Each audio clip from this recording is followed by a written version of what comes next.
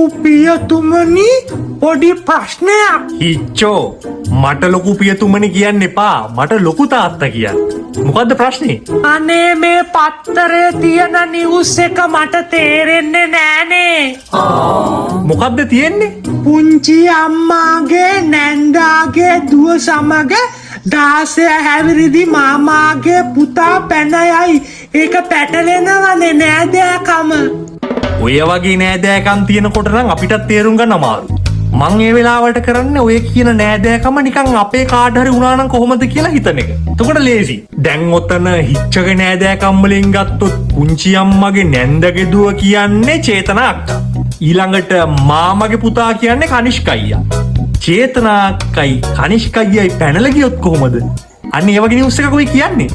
එහෙමනම් ලේසි තමයි. ඒකනේ කිව්වේ. තව එකක් තියෙනවා.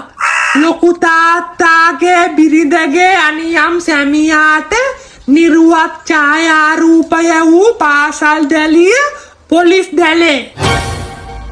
ඒක නම් හැබැයි අපේ නෑදෑකම් වලට ගලපන්න ටිකක් අමාරුයිනේ. ඔය අනියම් සම්බන්ධතා කතා තියෙනවනේ. නෑ හැබැයි පුළුවන් නේද? ලොකු තාත්තාගේ බිරිඳ කියන්නේ ඔයාගේ බිරිඳ කාන්ති ඇන්ටිගේ අනියම් සැමියා කියන්නේ චතුමිනගේ තාත්තා. ඈ? අපේ අක්කා චතුමිනගේ තාත්තට ෆොටෝ යවුවා වගේනේ. කාන්ති